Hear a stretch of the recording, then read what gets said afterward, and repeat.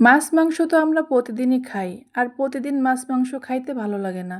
একই খাবার প্রতিদিন খেতে ভালো লাগে না। কিছু কিছু সময় একটু অন্যরকমভাবে কোনো কিছু সবজি যদি খাওয়া যায় তাহলে কিন্তু অসাধারণ হয়। আসসালামু আলাইকুম। তা আমি নিয়ে নিলাম কয় পিস পটল। আপনাদের বাসায় যদি এরকম কয় পিস পটল থাকে তাহলে কিন্তু অন্য কোনো পদ আর রান্না করা লাগবে না। সামান্য এই পটল থাকলেই এত মজাদার একটা এইরকম একটা পদ তৈরি করে খেতে পারবেন। তো প্রথমেই আমি কিছু মসুরের ডাল ভিজায় রাখছিলাম, আর 5 পিস মতন পটল নিছি। পটলগুলো এভাবে শিলে সুন্দর করে থেতো করে নিতে হবে।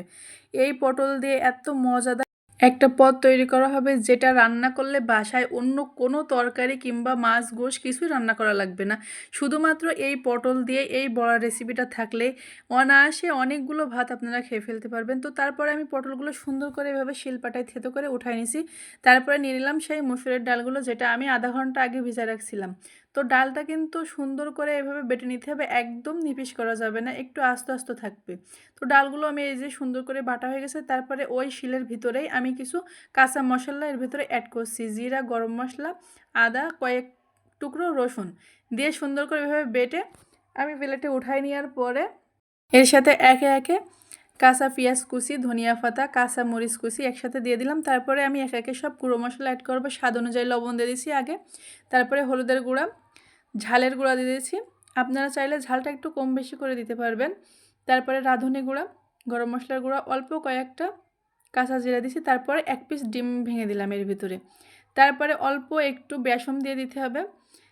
অল্প একটু বেসন দিয়ে দিছি এর ভিতরে অ্যাড করে এবার সুন্দর করে মাখিয়ে নেব। সবগুলো আমার উপকরণ দেওয়া শেষ। এবার পটল একসাথে ডাল আর এই মশলাগুলো সুন্দর করে মাখায় নিতে হবে। মাখিয়ে কিছুটা সময় রেখে দিতে হবে যাতে মশলাগুলো এর ভিতরে সুন্দরভাবে ঢুকে যায়।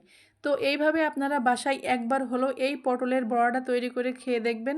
এতটা মজা এবং এতটা স্বাদ হয় সেটা না খাইলে বুঝতে পারবেন না। আমার মা বলে সবসময় যে পদটা তুমি রান্না করবা সেই পদের ভিতরে কি কি দিলে সেই খাবারটা অনেক অসাধারণ হয় সেটা কিন্তু খেয়াল রাখতে হবে। তো কোন খাবারের সাথে কোনটা দিলে খাবারের টেস্টটা অসাধারণ হবে সেটা কিন্তু মাথায় রাখতে হবে। তো তারপরে আমি চুলায় কড়া বসিয়ে দেওয়ার পরে অল্প একটু তেল দিয়ে দিছি। তেলটা যেই গরম হয়ে এসেছে তারপরে সেই পটলের সাথে একসাথে যা মাখিয়ে রেখেছিলাম সেইগুলো এভাবে সুন্দর করে বড়ার আকারে দিয়ে দিছি কড়ার ভিতরে। দিয়ে চুলার আঁচটা একদম অল্প রাখতে হবে, আস্তে আস্তে জাল দিতে হবে।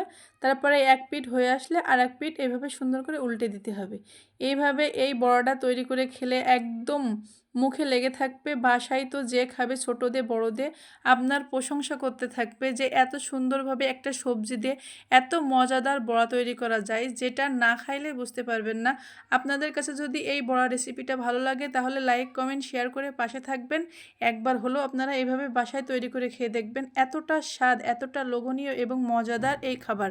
আমার সবগুলো বড়া দেখেন একটা প্লেটে তুলে নেওয়ার পরে এত সুন্দর দেখাচ্ছে আর এতটা মুসমুসে হয়েছে, সেটা না ভেজে খাইলেই বুঝতে পারবেন না যে এর কতটা স্বাদ হয়।